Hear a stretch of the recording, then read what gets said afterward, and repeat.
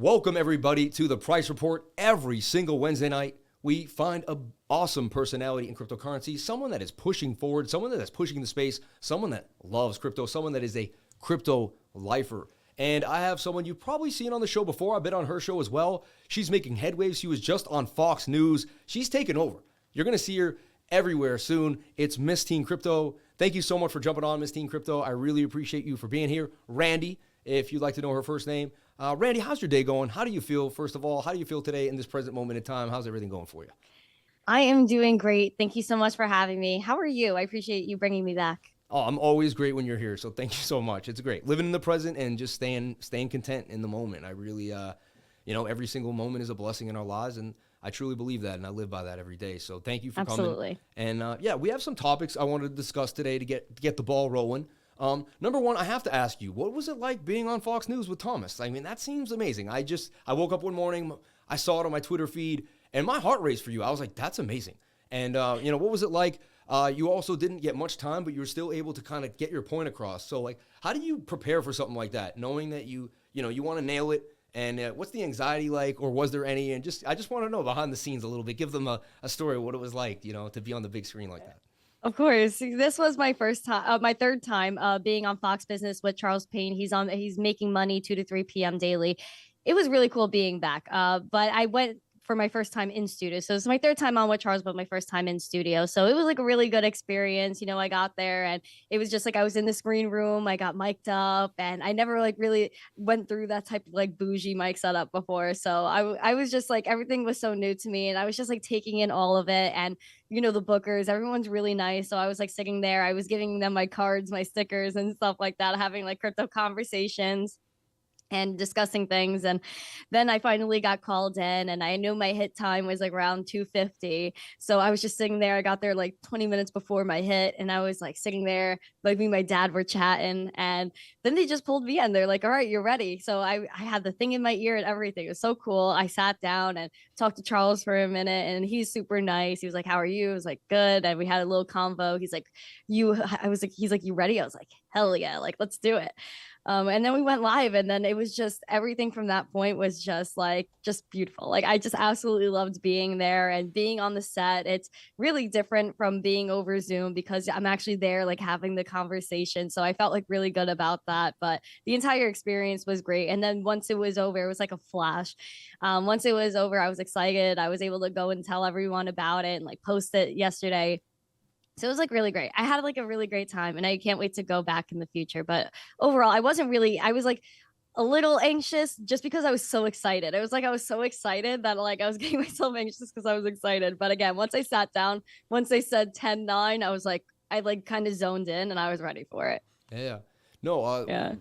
Another thing that I learned about watching that interview is for me, like I was the one person in my family and no one listened to me, and I kind of had to create my lifer family. But he said your dad got you into cryptocurrency. Is that true? Like your dad's cool with Bitcoin? Like that's awesome. Like could you elaborate on that and your relationship with your father in crypto? Of course, my dad introduced me to crypto when I was 13 in 2016, and I was just like ignoring him. I thought he was crazy, and I just heard numbers, adult things. He was going to meetups. I was like, why are you meeting these random people online? I just didn't get it. And then I was young though. I was only 13.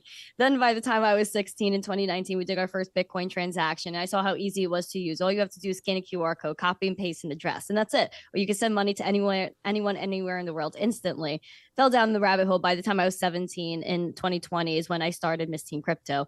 But me and my dad got very close because of crypto and everything like that. Then we started traveling together, like, doing everything I'm doing, getting invited to events and stuff like that. So he's always been there for me. And then he was also very supportive of me, like, being able to like pursue this like full time and just like really like go after what I'm passionate about. So credits to him, but we're very close. No. And he has his own Twitter as well. Like a lot of people know him on Twitter. Nice. At LTC the right coin. Everyone knows him. LTC the right coin. The right coin. Okay. Yeah. No, that's huge because having that support, your first 2-3 years of building social media presence, it can be it's rewarding because the connections that you make, but you're just like you're striving, you're trying to hit these certain points, and those are when you really need at least 1 or 2 people in your corner that believe in you. I'm so happy that you have that support system in your life. That's amazing. Like that just doubles up that you're going to go to the moon. You know what I mean? Because you have such, and it's from your family, from your father. Like, what a blessing. It makes me want to be, Absolutely. for my daughters, whatever they need. Like, I want to be the best dad for them too. So this is really cool, man. Very special that he takes, that you guys have that relationship with crypto. So yeah, 100%. Moving forward into the topics of today, and thank you so much for letting us in on that intimate part of your life. It's really, really Of course. cool. On-chain, we're looking at on-chain data here. And on-chain metrics are signaling a new cycle transition for Bitcoin, according to Glassnode. I signed up for Glassnode. I'm starting to deep dive with it more than I ever have. And just when we look at the chart here, you're seeing like when we change from this orangey yellow color into what looks like, I'm slightly colorblind, but a bluish darker green, it tends to be when we kind of leave when people are worried in thought process. Also, we had the shoulder, head, and the shoulder there. We have the shoulder, head, and the shoulder here too as well. Just, looking at an inverted head and shoulder is interesting. We're seeing more and more wallets that are bigger wallets accumulating. We're seeing more and more Bitcoin wallets than ever. Something's brewing here. A lot of people are thinking 9K, 10K, 12K. Do you think, and again, the charts are one thing, but what do you feel about Bitcoin? Banks collapsing, a lot going on. And with this Glassnode data, what's your outlook going on into the summer? And, are we going to have an amazing spring? Or, what's your feel about the ecosystem of crypto as we move forward? I'm always extremely bullish. I've been bullish since I entered this space. I knew once I really had that light bulb moment when I was 16, I knew Bitcoin was going to be the future and crypto was going to be the future. Exactly how Satoshi knew this was going to play out is exactly how it's playing out now. You look back to the Genesis block of Bitcoin. What was the message inscribed? It was the headline from the British newspaper, The Times, talking about Chancellor on the second bailout for banks. Satoshi knew and said, we need something for the next time where we don't have to go through this again. And we have money that belongs to us. That's exactly what we're seeing. You look at the charts all the time, Sam. As the signature bank news was coming out, Bitcoin was going up. Bitcoin's relentlessly going up and holding its value at 28K while banks are going down. You had bank stocks down 90+% in less than a month. Banks are more speculative than Bitcoin at this point. So Bitcoin's a safe haven for your money, not only from, maybe the investment standpoint, but also from the security standpoint of where if you keep your money in the bank, maybe you won't have access to that money tomorrow. Then you have to go and wait outside the bank for your cash. Then you pose a risk to yourself of keeping cash under your mattress in your home. What's the safest way physically to store your funds? And that is Bitcoin. So there's so many roads that lead you to Bitcoin. And on top of that, you're saying big players loading up. That's inevitable because if you're a true believer in Bitcoin, you went and down, zoom out on the charts, you see 28K Bitcoin, then the high was 69K Bitcoin. Every time Bitcoin has retraced 70, 80+%, it's always gone back and it's went past its all-time high. So we're going to see that. Again, I'm confident in that and I'm confident in Bitcoin. So I'm always bullish. And now more than ever, we need Bitcoin. There's going to be a rapid influx of people at Bitcoin coming into Bitcoin. I do think maybe at 30K, what Charles and I on Fox were talking about, I think at 30K is a psychological level because it's almost about half of the all-time high. So I do picture people saying, okay, 30K, or I missed 15, 16, let's get in now. But again, I'm not predicting price. I'm just seeing like from an outside perspective, the macroeconomic scene of the world, Bitcoin is needed now more than ever. Amazing. What's exciting for me is I got into fiat currency and realized that it was trash in 2010. And when I found Bitcoin in 2016, it took me like about 18 months, a little less. And I knew, I started buying it right into the summer of 2017 heavily, but I knew. And as I heard you talk, I remembered my youthfulness at that age. It's been 7 years almost now. And I remember like once I got it, I was like, this is it. And I'm like, she's there too. Like we came from different walks of life, different families, different places, and she found the same. And it was like, and when I heard you say it, I could feel like the energy that you felt. Like, you know what I mean? Like it's like a tingling moment. It's like you get it. And you almost like see this light of shine. You're like, like clarity. Yes. You're like, oh my God, I get it. Like you never second guess it again. Like once you cross the Bitcoin barrier, and I call it becoming a crypto lifer. Like once you become a crypto lifer, it's over. It's very rare, you know what I mean? And then what I like about it is too, a lot of these new innovative things that people speculate on, they speculate because of, their knowledge, their intuition, something they feel, or this is like a deeper vibe when I feel like people that fully cross over. It's a crossing over. Like, it's, some people try to call us a cult or something in crypto, but it's not. It's an all-encompassing, beautiful energy that frees you from the parasitic banking system, right? That gets you off of the chains, And even the banking system wants in. And that brings us to our next article is they want to tokenize TradFi, right? Traditional finance, they know they can't move funds as fast as we can. They know if me and you started the Randy Price, exchange, we would blow them out the water with their legacy, and they'd be using the Swift system, and me and you would be sending XRP in 2 seconds, and we'd be laughing at them, and it would be hilarious. So what do you think about this? As your generation moves forward, how do people your age feel about it? Do you talk to more of the youth? And you were just at a high school too. If you could elaborate, you did a little bit on Fox, but maybe if you can give us a little more of what the kids felt. Were there teachers looking at you funny, or were they looking at you cool? What did the older staff? Was there any faculty? Was there any nuances that went on there while you were at the high school? That's so fascinating to me. Yeah, the high school was really great. So that was my second time going back to the high school. So last year, it was May, I went back to the high school, did 2 investing classes then I got invited back this year for the second time, taught 2 more investing classes about Bitcoin, and they were so interested. It wasn't like, what is this magic internet money? It was more like, okay, what is Bitcoin? Like, how can I buy Bitcoin? Where can I spend it? How can I start getting into the ecosystem? And of course, they were asking about NFTs and things like that. And that kind of leads into our topic, where a lot of people are realizing that tokenization is the way. Multiple banks, the biggest banks in the world, are now offering Bitcoin crypto trading. And one in Swiss Bank announced that today: buy, store, sell crypto, Bitcoin, ETH. Then you also have tokenization, where banks are saying, okay, now if we don't come up with a way to do some bonds and have places for people to maybe have direct communication with the banks, they're going to leave us. Now, what I see coming as a risk to banks kind of getting involved in the bond space and digitizing it, of course, they're going to go that way. It's inevitable. But what I think, I forgot what the program was in Europe that they're doing it with. I'm sure you guys could look it up.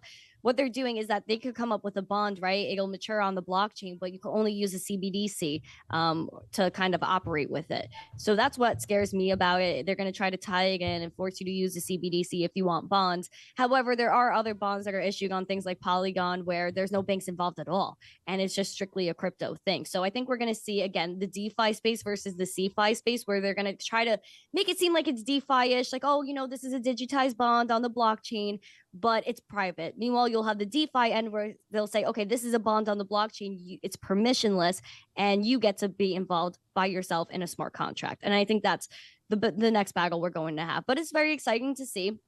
They like blockchain. They don't like crypto. And even if you look at the economic report of the president, they were saying that crypto is a crypto asset is an asset that's not issued by the government. So they're already saying that CBDC, central bank money, is money. So they're already differentiating CBDCs are not crypto. We already know that. Yeah, so CBDCs, they're paving the way for all of it. The South Dakota governor vetoing that bill when they tried to tell us what money would be. Exactly. So insane. You just brought up a point for me thinking about, countries have been taken over many times, right? Throughout history, right? We see countries getting taken over, and people know, some people can notice it and they say, man, we should get out of here before it's too late, right? And then some people don't, and they end up becoming, right, casualties of war, and it actually creates a lot of pain and anguish. I'm equating that same idea to the battle for our minds for cryptocurrency. Some people say, hey, Bitcoin's risky, right? And I don't want to get out of the dollar. I have $500,000 in cash, and I want to keep, I'd be like, well, I'd say, at least hedge a little bit. Again, not financial advice, but I would personally hedge a little bit. And at the same time, there could be a time where you wished you have gotten that money out of the legacy system and transferred into Bitcoin, because once it's Bitcoin, it's free, right? Like you said, you made a really good point. I could buy anything I want with it. I can go anywhere to any country, right? And it's free. It's unsanctioned money, really. That's what it comes down to. Yep. And the second we don't get out of the legacy system, they're going to transfer our money to CBDC, right? We know that's what they're going to do to us. And then they're going to restrict the use of that money. So it's almost like your money, you could have $1 million, but what's it worth when you can't do every single thing your mind wants you to do with it? Like when you're restricted to using the money, is it really the money? I'd rather have $200K of unrestricted money than $1 million of restricted money. You know what I mean? And it makes you realize that restriction actually creates value, right? Like when you restrict things, you create value because people want to go away from that.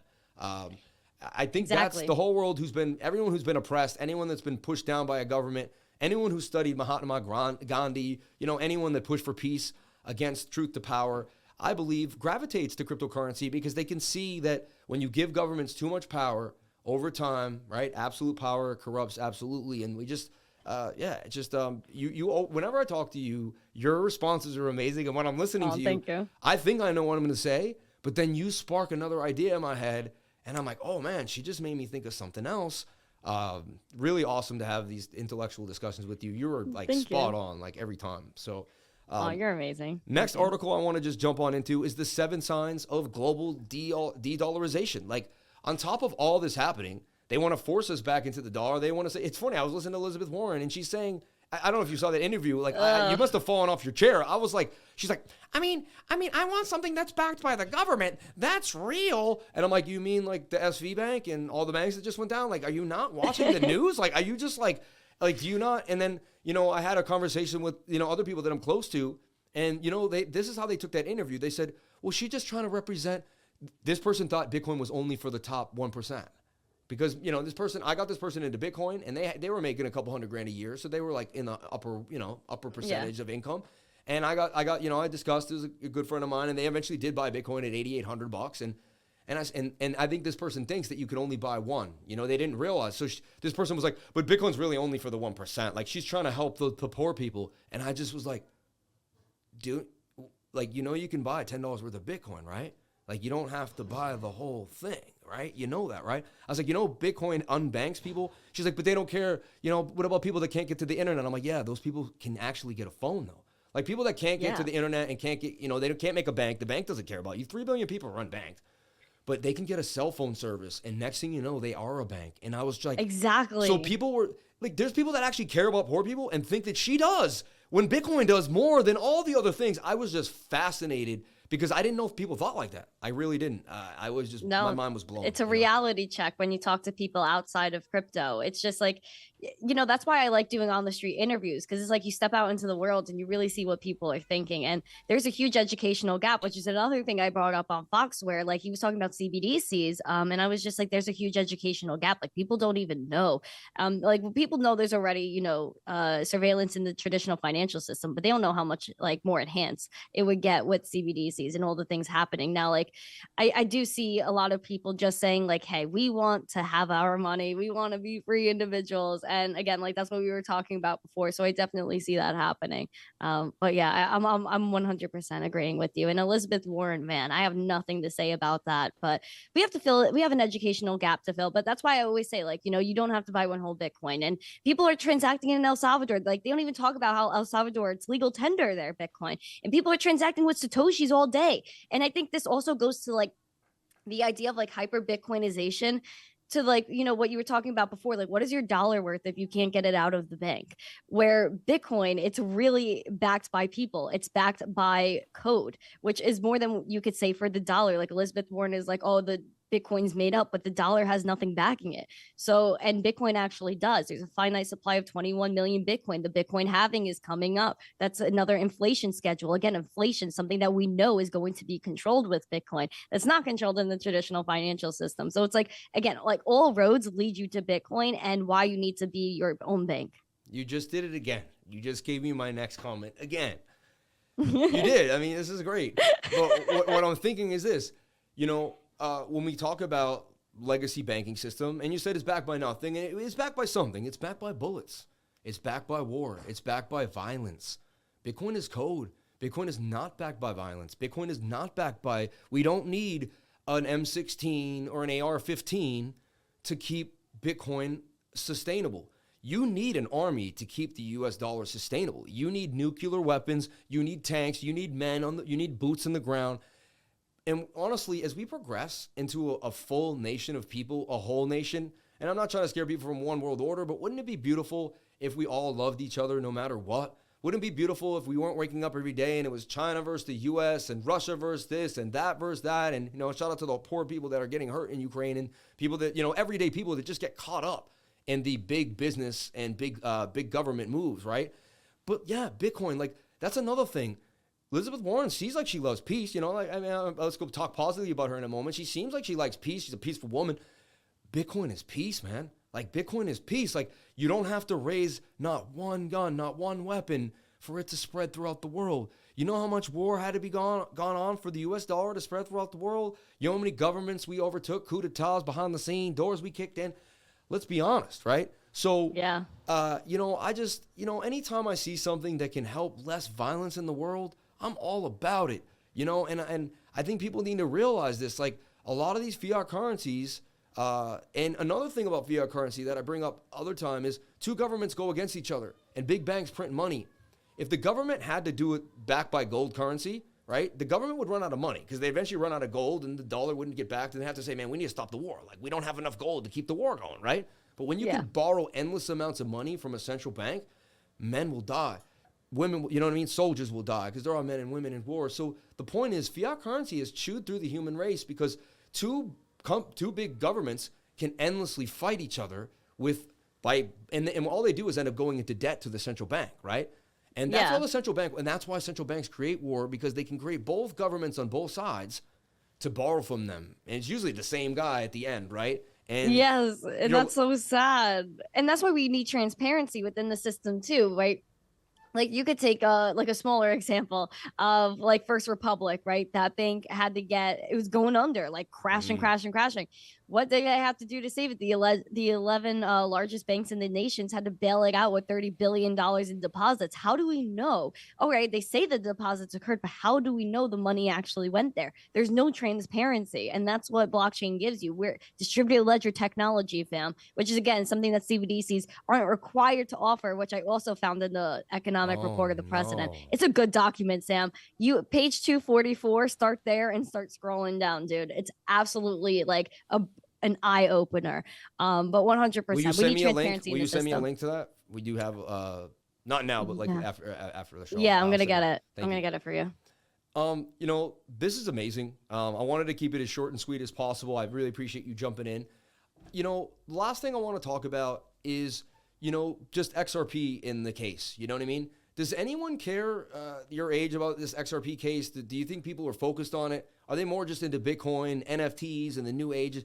Or is there are people also seeing how the SEC really is just like not letting us innovate, not letting us move forward? Is that something you see, or do people just not really pay attention to the XRP case as the people that are younger and not reading as much about the legal battles that we've been going through here in crypto? Yeah, I think the younger generation, they're more like concerned with like getting involved in this space. I don't think they're as deep with the legal, but in terms of like my own personal opinion about like, the XRP case, I don't think you should stifle innovation. But it's weird to me that like I just feel like the XRP case, like, it should have been over like a long time ago, because you have all these cases going on, and Brad Garlinghouse was at the World Economic Forum in Davos, and he was like hanging out with them. He said he expects a W from the case. Then he was like, if you look on the World Economic Forum website, they're talking how much they love Ripple. And then you go on ripple.com and they're talking about how they love the government. They want to help with CBDCs.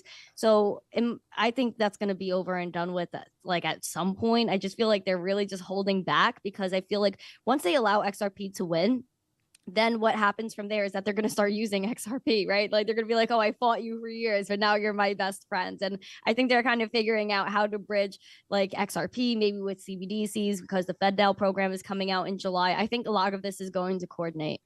But that's just like, me thinking ahead. And it would make sense. I'm always wondering, is it a conspiracy that like, are they somehow just They figuring like out? him. Are they just figuring out regulation behind the scenes? It's a fact. No. But Like, I'm saying there's like the SEC now, because the Economic Forum loves all the WF.